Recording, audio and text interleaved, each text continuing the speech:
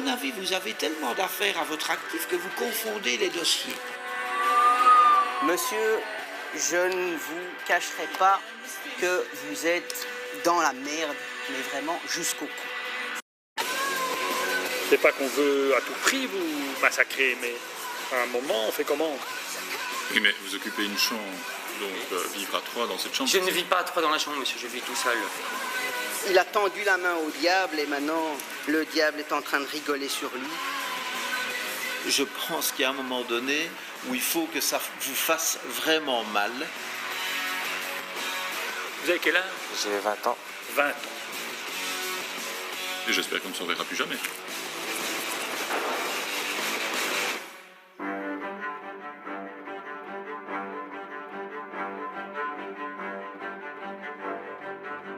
Bonsoir, c'est un plaisir de vous retrouver pour ce nouvel épisode de Face au juge, l'émission qui vous dévoile les coulisses de la justice. La surpopulation carcérale en Belgique serait l'une des pires d'Europe. Mais que doivent faire les magistrats lorsqu'ils se retrouvent confrontés à des récidivistes? Quelles sont leurs alternatives? La peine de travail, par exemple, cela pourrait être une solution, mais encore faut-il qu'elle soit appliquée, et vous allez voir que ce n'est pas aussi simple. C'est dans le bureau du procureur du roi Yacine Selika que nous débutons la journée. Bonjour monsieur, je suis le substitut Selika et c'est moi qui vais vous auditionner monsieur. Les auditions se suivent mais ne se ressemblent pas. Vous ne m'appelez pas tu et vous ne me dites surtout pas où est chef. Avec toujours un seul et même objectif, se rapprocher au plus près de la vérité. Vous êtes vraiment au bord d'un trou profond ici. Moi, ce que j'attends de vous, c'est la vérité. Et si j'ai le moindre doute, monsieur, vous irez en prison. Raphaël vient de passer 48 heures en garde à vue. Le jeune homme de 20 ans a été arrêté pour trafic de stupéfiants. Les faits ont été filmés, il n'y a aucun doute, mais interrogé par les policiers, il a nié fermement, ce qui a déjà le don d'agacer le procureur du roi. Remettez la chaise où elle était. Monsieur, je ne vous cacherai pas que vous êtes dans la merde, mais vraiment jusqu'au cou. Et avant que je ne m'énerve inutilement dans ce bureau, vous n'êtes pas dans un salon de thé. Vous n'êtes pas dans un café, vous êtes dans le bureau de monsieur le procureur du roi. Et donc comment ça se passe? C'est une audition, pas une conversation. Je pose une question, vous répondez à la question. Moi, monsieur, si je vous ai fait monter ici, passez-moi l'expression, c'est pas pour que vous me racontiez des couilles. Si je vous ai fait monter ici, monsieur, c'est pour vous donner une possibilité, une dernière chance de prendre vos responsabilités, monsieur. C'est ça que je vais faire, monsieur. Donc, monsieur, si vous voulez encore avoir une chance de rentrer chez vous libre, c'est le moment ou jamais.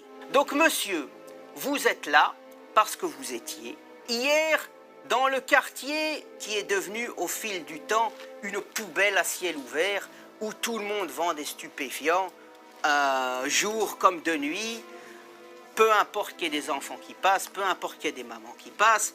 Voilà, donc c'est devenu un marché de la drogue, un ciel ouvert. C'est vraiment le lieu où tous les herbivores du secteur se rencontrent pour fumer leurs cochonneries. Et vous, monsieur, vous y étiez. La police vous a observé, monsieur. Elle vous a même filmé, elle vous a même photographié. Et pendant environ une demi-heure, elles vous ont vu, la police vous a vu faire au moins 12 deals de drogue. Et tout est sur photo, monsieur. Tout est sur photo. Donc maintenant, monsieur, il est temps d'arrêter de faire le con. Les conneries, c'est fini, monsieur. Vous risquez gros ce coup-ci. Donc voilà, monsieur. Alors, je vais poser ma première question. Qu'est-ce que vous foutiez dans le quartier le plus pourri de cette commune? Voilà, monsieur, je vais vous dire honnêtement toute la vérité. J'ai fait aux policiers, je leur ai menti, je leur ai contacté pour voir, monsieur. Mais pendant 48 heures au commissariat, là, j'ai beaucoup réfléchi, comme vous avez dit, j'ai beaucoup trop à perdre pour faire des conneries pareilles. J'ai bien vendu des stupes sur le moment même. Enfin, je suppose que vous savez très bien que c'était pas pour moi, mais j'ai vendu des stupes. Voilà, mais d'abord, expliquez-moi, on va une chose à la fois, monsieur. Expliquez-moi votre journée. Face au procureur, Raphaël avoue rapidement vendre de la marijuana, mais le jeune homme affirme que c'était sous la contrainte. J'ai d'abord reçu un appel, on va dire. J'ai reçu un appel. Un appel de qui? Un appel des gens pour qui me font travailler, là. Un appel de mes employeurs. plutôt vos exploiteurs, mais bon, on en reparlera après. J'ai reçu un appel de mes employés. Il vous a dit, qu'est-ce qu'il vous a dit? Moi, je lui ai dit qu'il n'y avait plus personne et que je devais venir aujourd'hui. Moi, je voulais arrêter, je voulais plus faire ça. On m'a appelé pour travailler. Il n'y avait pas de vendeur disponible, quoi. Exactement.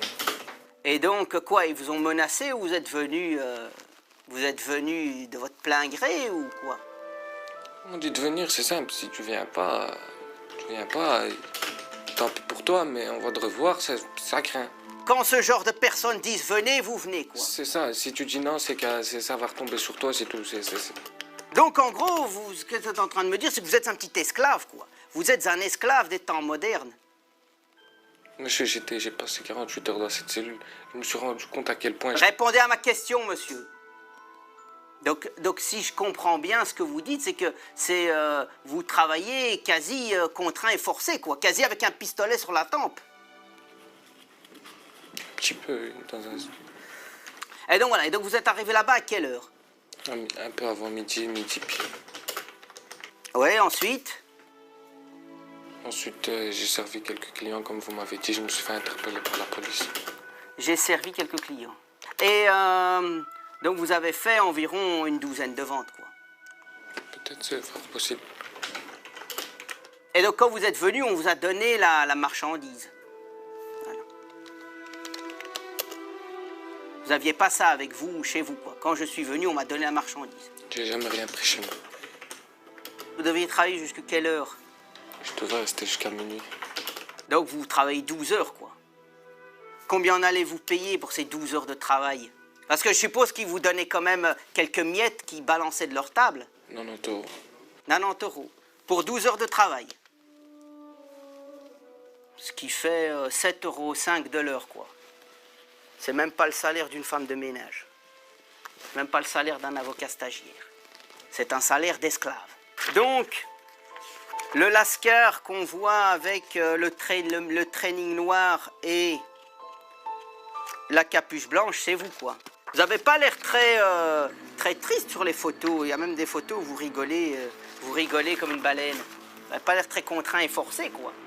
La police a photographié chaque deal de Raphaël. Sur les photos, il avait l'air plutôt à l'aise, mais surtout, il aurait eu un complice. Et oui, et donc voilà. Et donc, un des deals que la police a observé, vous avez fait appel, enfin, vous avez fait une vente avec un mineur. Vous vous rappelez de ça? Vous lui avez donné un truc et puis c'est lui qui a fait la commission pour vous. Tout ça a été photographié, monsieur. Donc, est-ce qu'à un moment... J'essaie de vous dire vraiment la vérité. J'essaie vraiment de me rappeler de cette scène, mais j'ai vraiment pas l'impression de dire ça. Je me rappelle pas de ça. Je vous dis vraiment entièrement la vérité, monsieur. Il n'y a pas une miette de mensonge dans ce que je suis en train de vous dire là. On a trouvé un iPhone 5 sur vous. C'est à vous, monsieur? Oui, c'est à moi, monsieur. Bah écoutez, on a fait des découvertes dans ce téléphone. On a vraiment découvert quasi une comptabilité, quoi. Il y avait plein de... Dans un fichier qui s'appelait Notes, ben on trouve quasi des comptes annuels d'une entreprise, quoi. Donc, alors, première note, chiffre actuel, 420 euros. Mercredi 120, jeudi 120, vendredi 150, samedi 120, dimanche 120. Autre note, autre message qu'on trouve sur votre téléphone. Samedi, Hollande dépense 150 euros. Autre note, investissement 150 euros Herbe, rentabilise, plutôt rentabilité, mais soit 250 euros. Donc vous êtes juste un petit vendeur de rue ou bien vous faites aussi la comptabilité pour vos copains là? C'est quoi ces messages, monsieur? Je suis juste un vendeur de rue, mais monsieur, quand je suis en train de vendre, comme ils aiment pas les trous, ils aiment pas les pertes, ça les énerve, ils me demandent d'écrire tout sur des notes. Et donc, monsieur, depuis quand vous êtes mouillé dans cette saleté? Depuis quand est-ce que vous avez eu cette idée géniale de vous mettre esclave volontaire pour des vendeurs de bousses de vache? Ça fait une semaine, moins d'une semaine. En fait, à la base, j'étais un client à eux, et je suis arrivé, ils m'ont proposé si je voulais... Ils vous ont proposé du travail, quoi? Ils m'ont proposé, mais pas de la même manière que Ils m'ont pas parlé de non, ils m'avaient parlé de bien plus de tout ça, mais bref.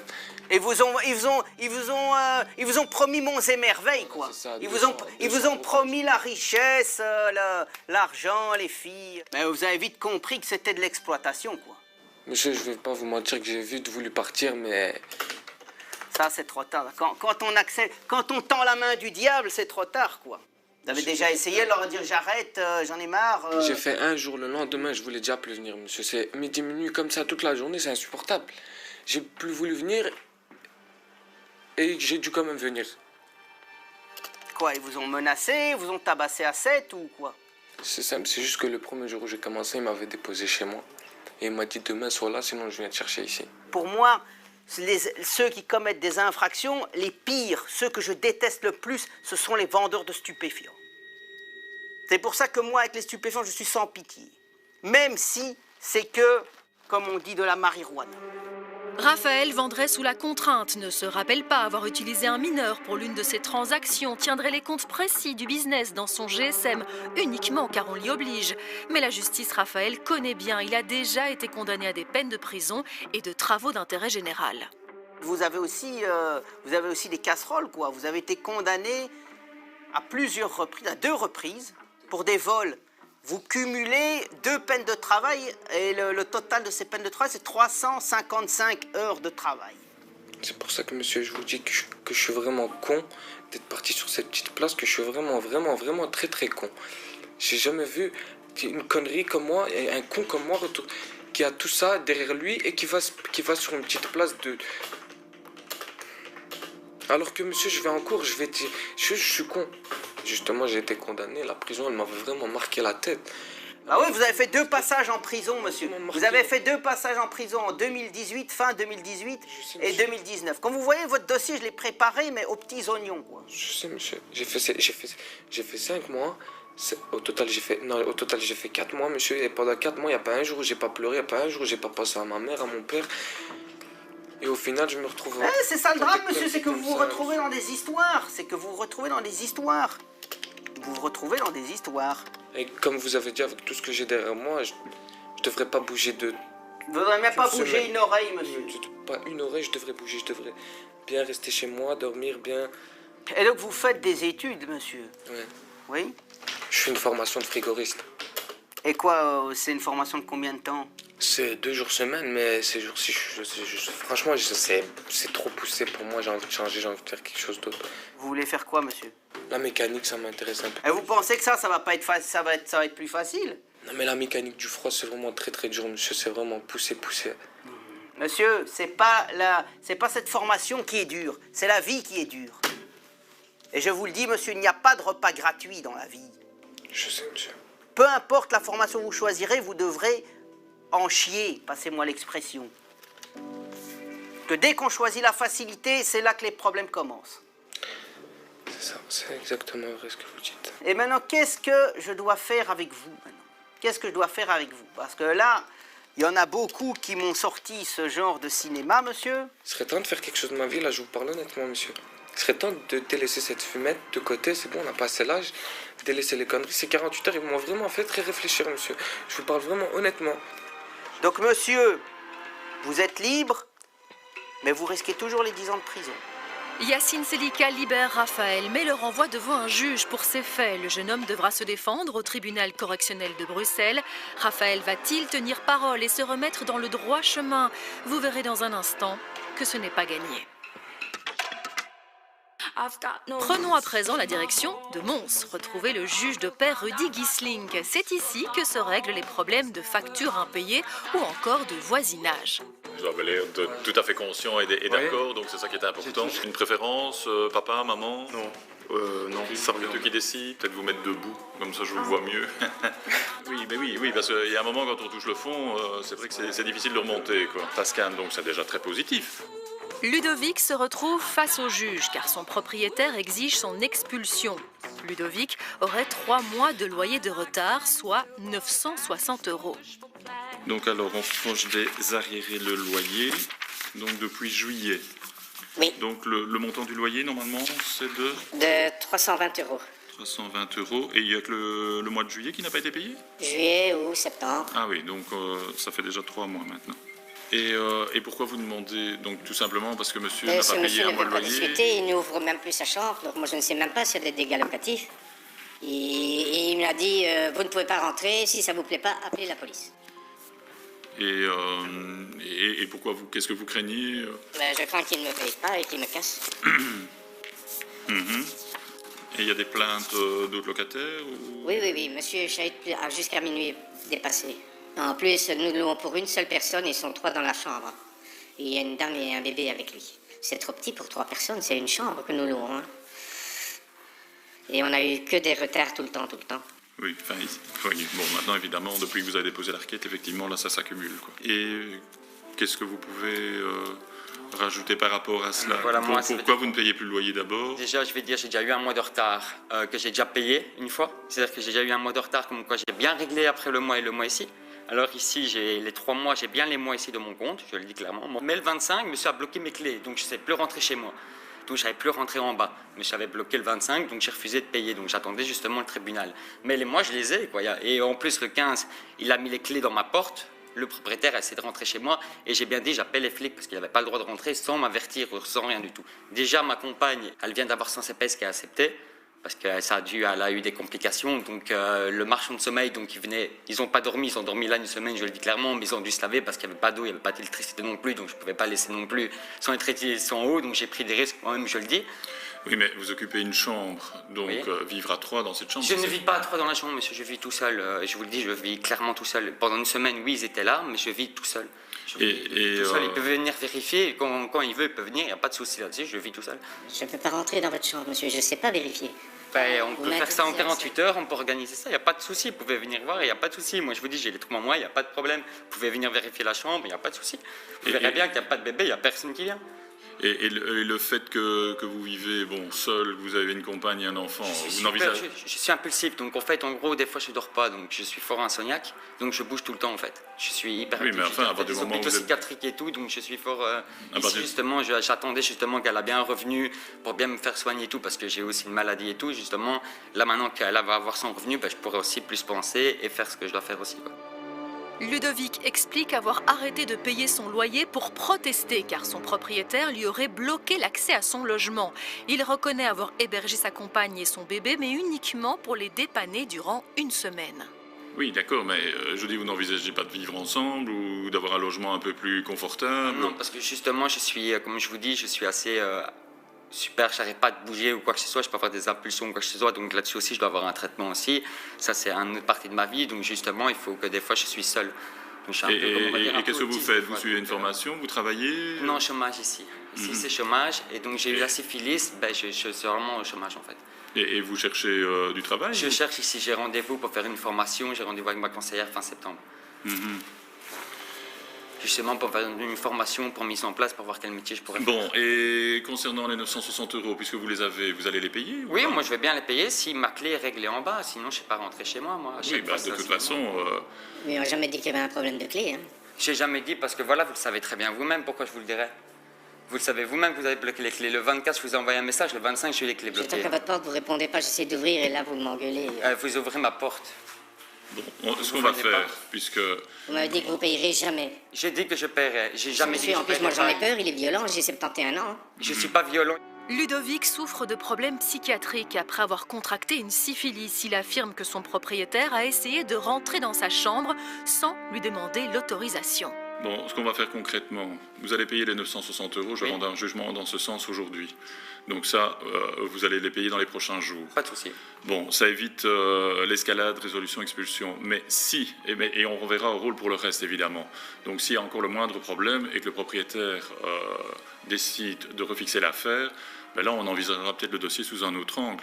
Mais bon, on va vous laisser, on va dire, cette épée là au-dessus de la tête, mais essayez quand même de vous calmer, de chercher du travail, bon, et éventuellement, s'il faut envisager un autre je me mets logement. dans l'insertion, Mais pensez aussi que vous êtes dans une maison avec d'autres colocataires, enfin donc Oui, ben justement, il faut je quand même connais faire un. en sorte que ça se déroule le mieux possible, parce que s'il y a à chaque fois des plaintes...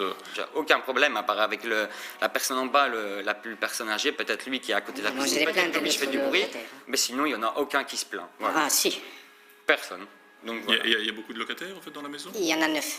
9. Ah oui, d'accord, oui, c'est un Oui. peu plus grand que prévu. Et il y en a 2 qui sont jamais là ici parce qu'ils sont en caravane. Donc, Et ce sont toutes des chambres C'est individuelles? des chambres individuelles, ils ont cabine douche et toilette commune et cuisine commune et chambre de vie commune. Mhm. Mais ils ont leur indépendance puisqu'ils ont une table, chaise, bureau, lit, armoire, Oui, bien sûr. chaud, eau froide, chauffage central gratuit, sac poubelle gratuit. Moi, je donne tout pour qu'ils Bah oui, pour... ne pas le quartier. oui. Et monsieur il laisse sa fenêtre tout le temps ouverte tant que le chauffage tourne. Enfin, bon, ça, effectivement, et ouais, c'est... ma fenêtre est ouverte, mais le chauffage il va pas. Donc voilà, moi je suis quelqu'un qui a super chaud, mais ma fenêtre elle est réellement jamais fort ouverte. Quoi. Elle est comme ça, sinon tout le temps elle est fermée. Quoi. Donc voilà, je sais pas. Voilà. Donc il fume beaucoup. On fait comme ça? Oui. Vous payez les Pas de 960 souci. €. Bon, essayez de trouver aussi un arrangement pour rassurer le propriétaire. Bon, logiquement, il a le droit de venir au moins une fois par an dans Oui, il n'y a dans pas de l'immeuble pour voir problème. comment... Comme j'ai dit, moi, donc, s'il fait profitez. 148 heures, il n'y a pas de problème. J'espère qu'on ne s'en verra plus jamais. Ça Ok, va? pas de souci, merci. Allez. Ludovic doit au plus vite payer les 960 € qu'il doit à son propriétaire. S'il ne les paye pas ou s'il pose encore des problèmes à ses colocataires, le propriétaire pourra immédiatement le renvoyer au tribunal et cette fois, il risque bien l'expulsion. Monsieur le juge, est-ce qu'un locataire qui a des problèmes avec son propriétaire, est-ce qu'il peut du jour au lendemain décider d'arrêter de payer son loyer ? Effectivement, la première attitude qu'il doit avoir, c'est d'écrire à son bailleur et lui dire qu'il y a tel et tel problème. Si évidemment le propriétaire ne fait pas les réparations dans le délai qui est imparti, il pourrait effectivement lui écrire une deuxième fois en lui précisant qu'il va stopper le paiement des loyers ou une partie des loyers. À ce moment-là, ça forcera évidemment le propriétaire à réagir. Malheureusement, la majorité des locataires décident unilatéralement de ne plus payer le loyer sans en avertir le propriétaire. Et à ce moment-là, le bailleur, lui, ce qu'il demande, non seulement le paiement des arriérés de loyer, mais en même temps la résolution du contrat de bail et différentes indemnités pour couvrir le dommage. Et à ce moment-là, le juge de paix devra examiner si oui ou non le locataire avait des raisons valables de ne pas payer le loyer. Merci beaucoup, monsieur le juge. Merci pour ces explications. On vous quitte ici à Mons pour aller rejoindre Verviers et le juge Marco Ossena.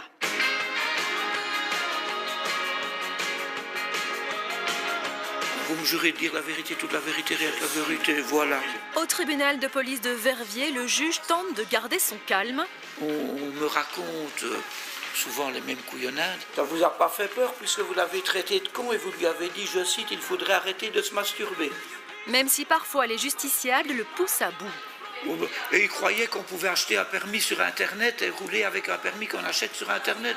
Le tribunal, pour certains, c'est une première, alors que pour d'autres, c'est presque une habitude, comme pour Jérémy, qui en est déjà à plus d'une vingtaine de condamnations. Cette fois, il a été condamné pour défaut d'assurance et d'immatriculation à 4 mois de retraite permis et 3 200 € d'amende. Mais Jérémy fait opposition à ce jugement. Vous asseyez devant votre avocat, monsieur. Voilà. Vous avez quand même une certaine habitude de comment ça se passe. Ouais. Ouais, hein. 24 condamnations à votre actif. C'était avant. 11 condamnations. Pardon? C'était avant, quoi. Ah ben oui, c'est pas dans le futur. Dans le futur, je ne sais pas encore combien il y en aura d'autres. Mais dans le passé, effectivement, il y en a 24. Comme vous dites, c'était avant. 11 condamnations de police, 4 défauts d'assurance. Alors ici, rebelote, défaut d'assurance, défaut d'immatriculation.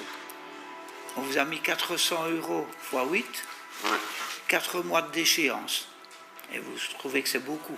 Non, je ne trouve pas que c'est beaucoup. Vous étiez assuré. Le fait, c'est que j'étais assuré, quoi. Vous étiez assuré? Ouais. Ben, moi, je pensais être Et assuré. le cyclo, il était immatriculé aussi?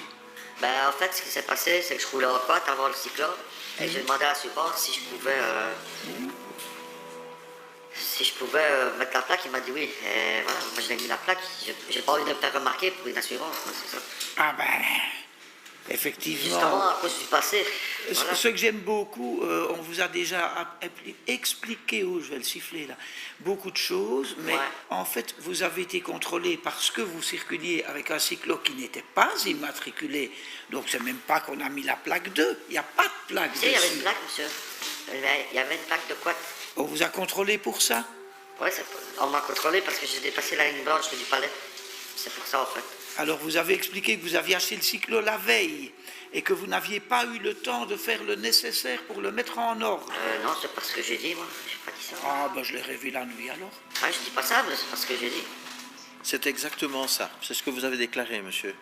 On a l'impression de ne pas parler du même dossier depuis le départ, mais ce que le président rapporte, c'est exactement ce qui se passe dans le dossier, en fait.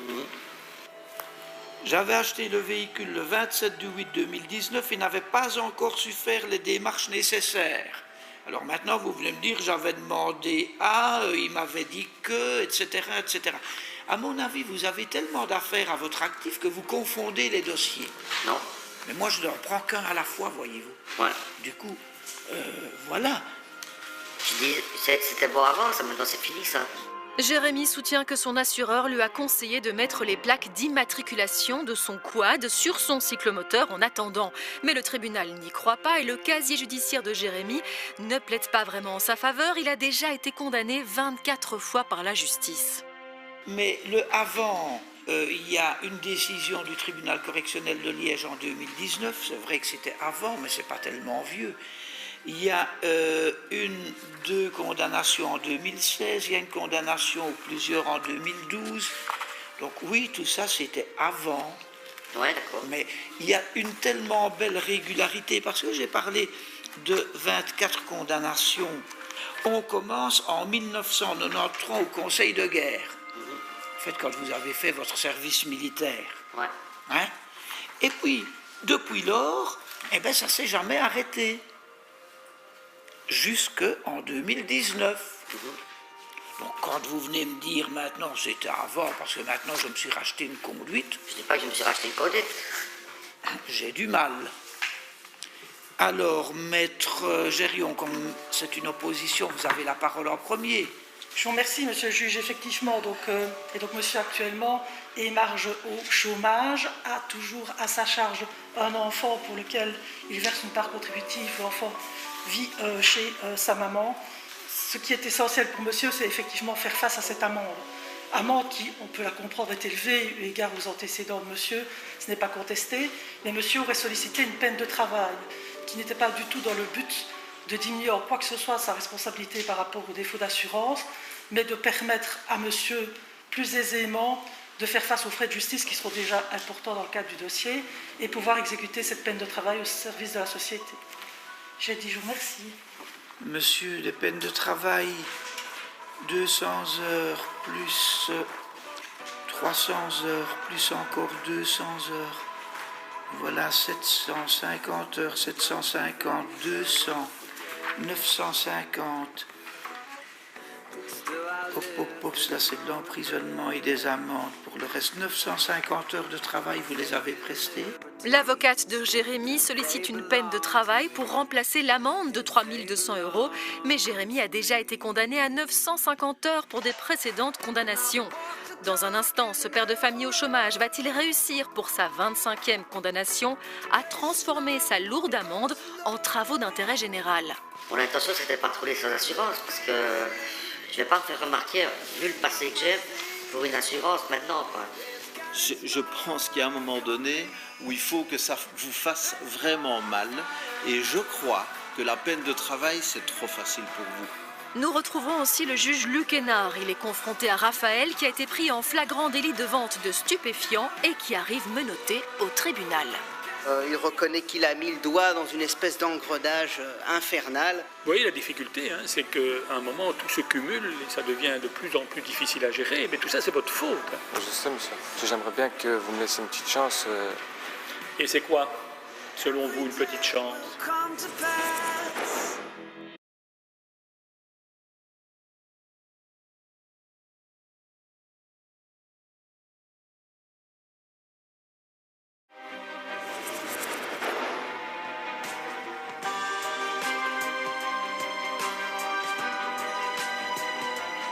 Je vous retrouve ici à Verviers et plus précisément au tribunal de police. Jérémy a été contrôlé sur son cyclomoteur alors qu'il n'était pas assuré. En fait, Jérémy avait mis les plaques de son quad sur son cyclomoteur sur les bons conseils, selon lui, de son assureur. Mais le tribunal n'y croit pas, d'autant que Jérémy a déjà été condamné 24 fois par la justice, dont 6 fois pour conduite sans assurance. Jérémy a été condamné par défaut à 4 mois de retraite permis et 3 200 € d'amende. Il fait opposition à ce jugement et son avocate plaide pour remplacer l'amende par une peine de travail. Cela c'est de l'emprisonnement et des amendes. Pour le reste, 950 heures de travail, vous les avez prestées? Ouais. Oui. Vous avez fait quoi? J'ai été travailler à la commune de Herk. C'est plus confortable que de payer des amendes? Non, c'est pas, non. Non? C'est au centre d'Intradel, le centre de tri. Aussi, oui. Ouais, j'ai fait là aussi. Mais ça n'a pas l'air d'être plein d'enseignements. Une peine de travail, comme son nom l'indique, devrait rester une peine quelque part. Donc on devrait ressentir un certain effet par la condamnation prononcée et en tirer éventuellement certaines conclusions. Et compte tenu des antécédents, je n'ai pas le sentiment que vous en ressentiez un effet quelconque et surtout que vous en tiriez un enseignement quel qu'il soit. Je me trompe? Si, parce que voilà. Oui, parce que c'était avant. Je ne pourrais pas revenir en arrière, monsieur, moi. Ben non. Mais maintenant, on parle de votre futur, ou de votre actualité, en tout cas votre actualité judiciaire. Qu'est-ce que vous pensez de cette peine de travail, monsieur le procureur du roi? Mais je n'y suis pas favorable dans la mesure où déjà 950 heures ont été prononcées. C'est beaucoup, c'est plein d'occasions de démontrer, certes, qu'on fait ces heures de travail, mais surtout aussi qu'elles servent à quelque chose, c'est-à-dire à une prise de conscience qui dissuade de recommencer à l'avenir. On ne peut que s'étonner que quand on a été condamné à plusieurs reprises, et j'y reviendrai, on ne fasse toujours pas les choses dans l'ordre, on n'ait pas appris la leçon. Les leçons, c'est-à-dire qu'on achète un cyclo la veille et on roule avec et on va faire le nécessaire après. Mais non, quand on a été condamné plein de fois, on fait les choses dans l'ordre tout simplement. Et quand je parle de condamnation, monsieur, en réalité, pour certains prévenus, on en a quelques-unes, alors on peut les énumérer. Mais vous, vous en avez 24. Alors vous, on doit fonctionner par groupe d'infraction. Et les groupes d'infraction, c'est 6 défauts d'assurance et 9 condamnations pour ou défaut de permis de conduire ou conduite sous échéance du droit de conduire, ou les deux, parce qu'il y a des décisions où vous êtes condamné pour les deux. Alors, je pense qu'il y a un moment donné où il faut que ça vous fasse vraiment mal, et je crois que la peine de travail, c'est trop facile pour vous. J'ai envie que vous sentiez, vous qui n'avez plus droit au sursis, que vous sentiez la douleur de devoir, même en plusieurs fois, payer pour l'infraction que vous avez commise. Et c'est pour ça que je crois que la sanction qui a été prononcée est tout à fait opportune et je ne vois rien à y changer. Le procureur ne veut pas accorder une peine de travail à Jérémy qui a déjà été condamné auparavant à 950 heures de travail d'intérêt général. Moi, je pensais vraiment être assuré parce que j'ai demandé à mon courtier. Maintenant, il dit non parce que... Monsieur, vous avez déclaré vous-même lors de votre interpellation que vous n'aviez pas eu le temps de faire les démarches pour vous mettre en ordre. Maître Gérion a confirmé, d'ailleurs la pièce qui se trouve au dossier, vous êtes assuré pour ce véhicule 2 jours après la constatation de l'infraction. Ça veut dire que vous avez attendu de vous faire choper, pour le dire en bon français, avant de vous mettre en ordre. C'est tout, c'est pas plus compliqué que ça. Et pourquoi? Parce que vous n'aviez pas envie qu'on vous confisque votre cyclo. D'accord.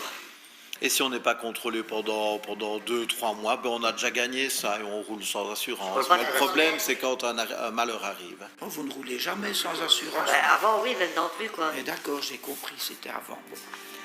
Finalement, le juge décide de suivre le procureur du roi. Il n'accepte pas la peine de travail, mais réduit tout de même l'amende à 2 000 € et le retrait de permis à 3 mois.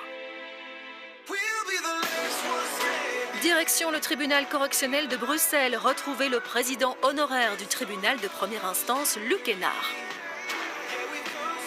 Ça fait 30 ans que je suis juge, les millions d'excuses que j'ai entendues, vous n'avez pas à entrer dans cette maison. Ce n'est pas chez vous. Vous n'avez pas à faire ça. Vous savez, madame, il n'y a pas de pire aveugle que celui qui ne veut pas voir. Hein. Qu'est-ce qui me dit que vous avez compris la leçon aujourd'hui ? Et le procureur du roi, Yacine Selika. Il a tendu la main au diable et maintenant, le diable est en train de rigoler sur lui de tous ses mauvais choix. L'audience est chargée. Il n'est pas rare que le juge préside son audience pendant près de 10 heures. Il faut dire qu'il a du pain sur la planche. Vous êtes un voleur. Ça, c'est de l'outrage à magistrat.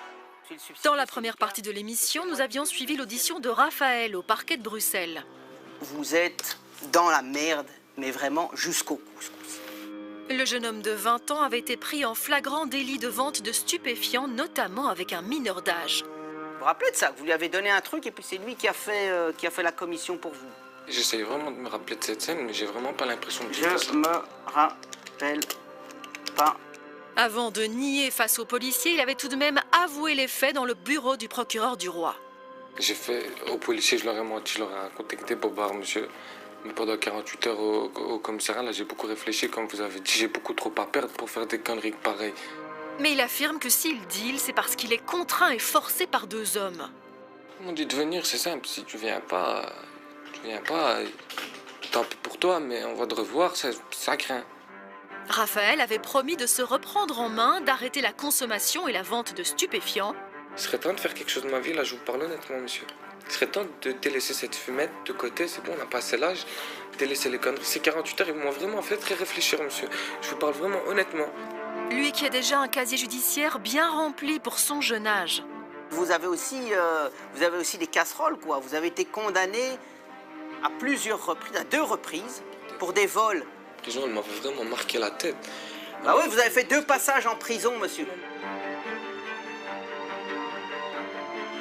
Mais c'est menotté qu'il est arrivé au tribunal, car entre-temps, il a été arrêté pour ne pas avoir effectué ses 355 heures de travaux d'intérêt général pour lesquels il avait déjà été condamné pour d'autres faits. Alors, je ne sais pas, qu'est-ce que vous avez à me dire par rapport à ça? Vous êtes d'accord avec le reproche que vous fait monsieur... Enfin, oui, le reproche que vous fait monsieur le procureur du roi? Je suis d'accord, comme quoi j'ai vendu des stupes, mais j'ai utilisé aucun mineur pour... Vendre les stupéfiants, vous dites, d'accord. Et monsieur le procureur du roi vous reproche l'association. L'association, oui, dans un sens. Ça veut dire que vous avez fait avec d'autres? Oui, dans un sens. Oui, donc vous ne contestez pas la prévention qui concerne la vente de stupéfiants en association, mais vous dites, et monsieur, c'est qui ça? C'est un jeune que je connais, un jeune de... C'est un jeune, c'est un ami, c'est un... Mais que vous n'avez pas... Non, ça c'est vous qui dites, monsieur le procureur du roi n'a pas l'air d'être d'accord, mais il va s'en expliquer. Donc je vais lui donner la parole. Et vous écoutez bien ce qu'il dit, et je reviens vers vous après pour que vous puissiez me dire ce que vous avez à dire par rapport à ça. Ça va? Vous pouvez vous asseoir, monsieur. Monsieur le procureur du roi. Je vous remercie, monsieur le président. Bien, écoutez, la police observait cette place et on constate que monsieur a réalisé 12 ventes, une douzaine de ventes sur cette place, et dans le cadre d'une de ces ventes, ça a été bien, ça a été fait, il y a des photos au dossier, monsieur le président, le monsieur a utilisé ce fameux jeune comme coursier, donc il lui a donné le paxon et le mineur a transmis le paxon au client. Il reconnaît qu'il a mis le doigt dans une espèce d'engrenage infernal. Donc d'habitude, monsieur venait là en tant que consommateur, il achetait sa petite dose et les personnes sur place lui ont proposé, lui ont promis un monts et merveilles, richesse instantanée, argent facile, et donc monsieur a commencé à vendre avec eux. Donc voilà, monsieur le président, bon voilà, on est très désolé du trou dans lequel monsieur est, mais monsieur s'est fourré là-dedans tout seul, il a pris ses décisions tout seul, il a pris la décision de faire confiance à ses copains tout seul, et maintenant il est devant vous tout seul, il n'y a aucun de ses petits copains qui est là pour le soutenir, ni rien du tout. Vendre des stupéfiants avec l'aide d'un mineur alourdit la peine. Le procureur du roi demande 1 an de prison. Alors, monsieur, par rapport aux mineurs? Par rapport aux mineurs, monsieur, je reste sur ma position. Je ne l'ai pas utilisé pour... Mais apparemment, monsieur le procureur du roi a dit que... Sur des images, c'est possible qu'on voit que je lui donne quelque chose, mais ce n'était pas un paxon. Dans tous les cas, ce n'était pas un paxon. J'en suis sûr et certain, je ne l'ai pas utilisé pour cette vente de stupes. Et vous me demandez quoi? Voilà, monsieur, je suis déjà en train d'effectuer une peine à Dendermonde puisque je n'ai pas effectué mes travaux d'intérêt généraux. Et pourquoi vous n'avez pas fait votre peine de travail? Franchement, parce que j'ai été un peu bête, monsieur. J'étais dehors, j'étais en liberté, j'ai pas suivi J'étais un peu bête, c'est tout. Et j'ai aussi une autre peine de travaux d'intérêt général à Bruxelles, ici de 15 mois, qui va aussi se rajouter dans pas longtemps, vu que pour l'instant je suis incarcéré et que je ne peux pas les effectuer. Et donc voilà, monsieur, j'aimerais bien que vous me laissiez une petite chance. Et c'est quoi, selon vous, une petite chance? Je ne sais pas, du sursis ou des travaux d'intérêt généraux que cette fois-ci j'effectuerai.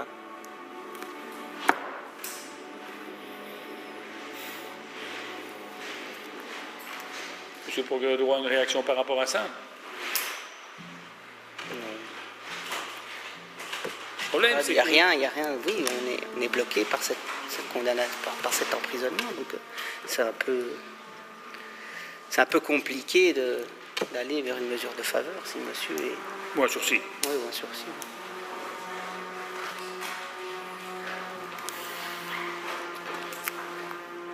Oui. Donc, vous voyez la difficulté, hein, c'est qu'à un moment, tout se cumule et ça devient de plus en plus difficile à gérer, mais tout ça, c'est votre faute. Hein. Je sais, monsieur. C'est pas qu'on veut à tout prix vous massacrer, mais à un moment, on fait comment? Je sais, mais... Alors, il vaut mieux, mais c'est une épée de Damoclès qui est tout aussi lourde. Hein. Si je vous accorde si je peux, apparemment, après les antécédents que j'ai vus, ça pourrait encore aller. Parce que là, monsieur, je suis à... Dites-moi. Je suis à Dendermonde pour un bout de temps, donc... Vous êtes pour eux combien? Ah oui, si c'est Termont, c'est 37 mois. 37 mois, c'est 37 mois. Vraiment idiot, hein. Je sais, monsieur. Alors que vous aviez des peines de travail. Et vous faites quoi dans l'existence? Avant de rentrer à Dendermonde? Oui, oui. Un peu avant tout ça, je travaillais. Pendant une période, j'ai arrêté de travailler. Et voilà, depuis... Et votre situation personnelle, c'est quoi? Vous vivez seul ou avec vos parents? Non, je vis avec mes parents, je vis avec mon père. Et vous avez une formation ou pas du tout? Non, pas du tout. Vous ne nous facilitez pas la vie. Mais actuellement, en prison, je suis en train de faire plein de démarches avec la psychologue et le VDAB pour pouvoir trouver quelque chose.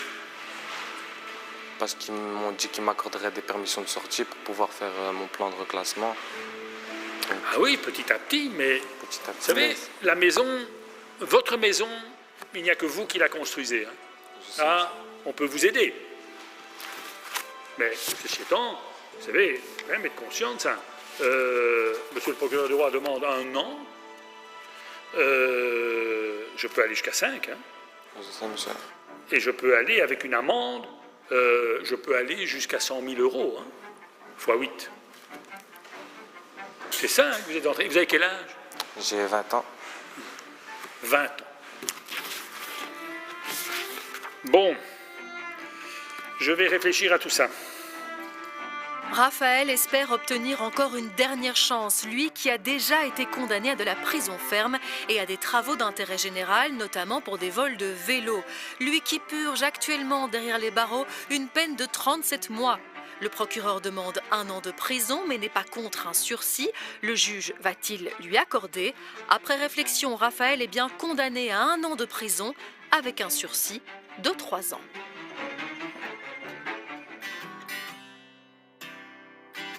Monsieur le Président, à quel moment un juge décide d'accorder un sursis lorsqu'il prononce une peine de prison? C'est parce qu'il estime que plutôt que de faire exécuter immédiatement la peine, il y a une chance à lui donner. Et cette chance, c'est de lui dire si pendant une période de 3 ou de 5 ans, selon les cas de figure, eh bien, vous ne vous faites plus connaître de la justice, je pense que le résultat est bon pour tout le monde, bien sûr pour lui, puisqu'il ne devra plus exécuter la peine qui a été infligée, mais la société aussi en tirera un bénéfice, puisque la personne qui a commis un fait a été jugée et a retrouvé le droit chemin. Merci beaucoup, Monsieur le Président. Merci pour ces explications. On vous quitte ici, mais on vous retrouve dimanche prochain pour un nouvel épisode de Face au juge. Je vous souhaite une excellente soirée sur RTL TVI et à bientôt. Quoi, vous m'invitez à aussi aller manifester à l'occasion? Ben, j'aimerais bien que vous manifestiez avec moi, vous portez un gilet jaune. Passez-moi l'expression, en plus vous êtes un cochon. Je pense que nous ferions sensation. Avant de boire le verre de trop, monsieur, pensez à vos enfants. Ça risque de tourner au grabuge. Monsieur. Parce qu'on n'attaque pas nos primes. Monsieur. C'est affolant. Est-ce que vous voulez bien, dorénavant, ne plus vous adresser qu'à moi? Il nie tout, il n'admet rien. À part ça, tout va bien. Bah, j'espère que vous prendrez la bonne décision. Elle sera bonne, vous ne serez peut-être pas content, mais ça c'est autre chose.